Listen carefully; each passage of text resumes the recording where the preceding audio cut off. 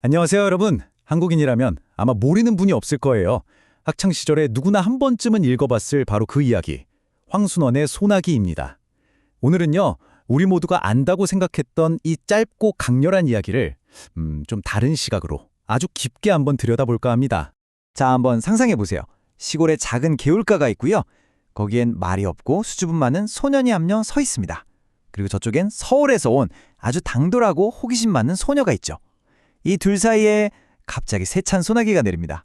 정말 딱 이 세 가지, 소년, 소녀, 그리고 소나기. 이것만으로도 한편의 아름다운 시 같은 이야기가 만들어지죠. 아마 다들 내용은 기억나실 테지만 그래도 한번 간단히 짚고 넘어갈까요? 소년과 소녀가 개울가에서 처음 만나잖아요? 그러다가 같이 산으로 놀러 가게 되죠. 거기서 갑자기 엄청난 소나기를 만나고 둘이 수수단 속에 꼭 붙어서 비를 피하면서 마음이 확 가까워집니다. 하지만 바로 그날 맞았던 비 때문에 소녀의 병이 더 깊어지고 말아요. 결국 이 짧았던 만남은 소녀의 죽음이라는 너무나 안타까운 결말로 끝나게 되죠. 네, 맞아요. 아마 우리 대부분은 이 이야기를 바로 이렇게 기억하고 있을 겁니다. 뭐랄까, 한여름 소나기처럼 정말 짧고 강렬하게 찾아왔다가 사라져버린 너무나 순수해서 더 가슴 아픈 첫사랑. 바로 그 첫사랑의 원형으로 말이죠. 자, 그럼 이제부터가 진짜입니다. 이 이야기의 겉모습을 한꺼풀 벗겨내고 그 안에 아주 정교하게 숨겨진 문학적인 장치들을 한번 파헤쳐 보려고 해요.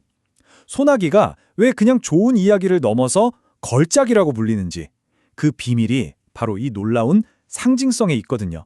모든 이야기의 시작은 바로 이 작은 조약돌 하나였습니다. 아무 말도 못하고 쭈뼛거리는 소년에게 소녀가 이 바보! 하면서 휙 던진 바로 그 돌멩이요. 이게 그냥 돌이 아니죠. 둘의 관계가 시작되는 일종의 신호탄이고, 또 소년과는 정반대인 소녀의 적극적인 성격을 단번에 보여주는 아주 중요한 장치인 겁니다. 그리고 여기서 진짜 흥미로운 게 나와요. 바로 보라색입니다. 소녀가 그러잖아요. 자기는 보라색 꽃이 좋다고. 이게 단순히 예쁜 꽃을 말하는 게 아니에요.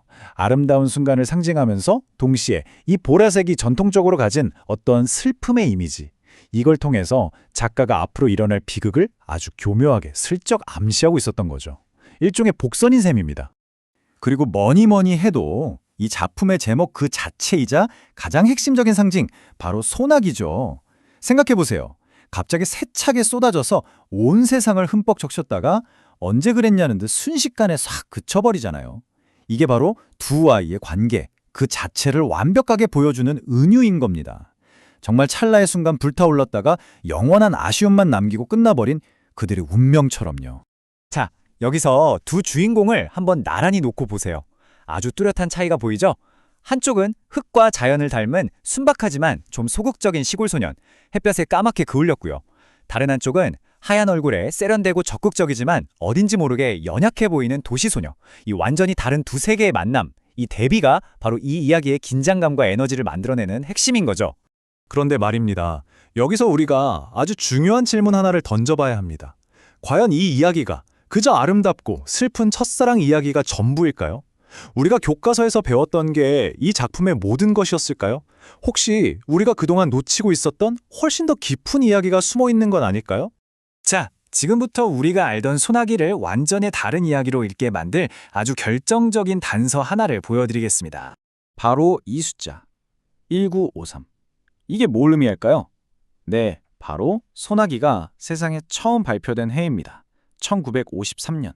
그렇습니다. 우리가 아는 그 서정적이고 순수한 사랑 이야기가 쓰여질 때 그 배경에는 아직 포성이 멋지 않은 한국전쟁의 참혹한 현실이 있었습니다. 이 사실을 딱 알고 나면 갑자기 평화롭기만 하던 시골 풍경이 뭔가 좀 다르게 보이지 않으세요? 그렇다면 이 작품을 그냥 언제 어디서나 통하는 보편적인 사랑 이야기가 아니라 1953년이라는 아주 특정하고 비극적인 역사적 순간에 고정시켜서 읽어보면 어떻게 될까요? 이야기가 완전히 달라집니다. 이 역사적인 렌즈를 통해 보면 갑자기 작품의 모든 상징들이 전혀 다른 의미를 갖기 시작해요. 이른바 알레고리, 그러니까 우화적인 해석인데요. 이걸 따르면 소나기는 더 이상 그냥 두 아이의 이야기가 아닙니다. 바로 격동의 전환기를 맞았던 대한민국, 그 안에 두 다른 공간, 즉 도시와 농촌에 대한 거대한 이야기가 되는 거죠. 이 해석에 따르면 윤초시댁 증손녀, 즉 도시에서 온 소녀는요, 한때 개화를 이끌었지만 전쟁이라는 혹독한 시련 앞에서 너무나도 허무하게 쓰러져간 당시의 도시 지식인 계층이나 부르주아 계급을 상징하게 됩니다. 그렇다면 그녀의 죽음은요? 한 시대가 유란하게 끝나는 게 아니라 이렇게 조용히 비극적으로 막을 내렸다는 걸 의미하는 거죠. 그리고 여기서 아주 결정적인 증거가 하나 있습니다. 황순원 작가가 현실을 외면하고 그냥 아름다운 이야기만 썼던 게 아니라는 거죠. 바로 같은 해에 그는 이념 대립과 토지개혁 같은 아주 첨예한 사회 문제를 정면으로 다룬 소설 카인의 후예를 발표했거든요. 이건 뭘 의미할까요? 작가가 소나기라는 서정적인 이야기 속에 자신만의 방식으로 그 시대의 아픔을 녹여냈을 거라는 아주 강력한 증거가 되는 겁니다. 이렇게 새롭게 해석하는 게 원래 우리가 알던 소나기의 감동을 해치는 게 절대 아닙니다. 오히려 그 반대죠. 작품의 엄청난 깊이를 더해주는 거예요. 그리고 바로 이런 깊이가 있었기 때문에 소나기가 수십 년이 지나도 여전히 우리 마음속에서 살아 숨쉬는 그런 강력한 생명력을 가질 수 있었던 게 아닐까요? 이 짧은 단편소설 하나가 수십 년 동안 어떻게 계속해서 다시 태어났는지 한번 보세요. 1979년에 처음 영화로 만들어져서 온 국민의 마음을 울렸고요. 드라마로도 여러 번 만들어졌죠. 현대적인 감각으로 재탄생하기도 하고 최근엔 정말 아름다운 애니메이션으로도 나왔습니다. 심지어 양평에는 소나기 마을이라는 문학공원까지 생겼잖아요. 이 정도면 그냥 문학작품이 아니라 한국 문화의 일부라고 봐야겠죠. 자, 그럼 오늘 이야기의 핵심을 정리해 볼까요? 결국 소나기는 그냥 하나의 이야기가 아니라는 겁니다. 표면적으로는 시대를 초월하는 순수한 첫사랑 이야기죠. 그 안을 들여다보면 아주 정교한 상징으로 가득 찬 문학작품이고요. 그리고 한 걸음 더 들어가면 한 시대의 아픔과 전환을 담아낸 깊이 있는 역사적 알레고리이기도 합니다. 이렇게 여러 겹의 의미를 가진 진짜 걸작인 셈이죠. 마지막으로 여러분께 이런 질문을 하나 던지면서 마무리할까 합니다. 오늘 우리가 소나기를 전혀 새로운 눈으로 다시 읽었던 것처럼 어쩌면 우리가 너무나 잘한다고 당연하게 생각해왔던 다른 수많은 명작들 속에도 실은 아직 우리가 발견하지 못한 새로운 시선으로 읽어주길 기다리는 또 다른 비밀스러운 이야기가 숨어 있는 건 아닐까요?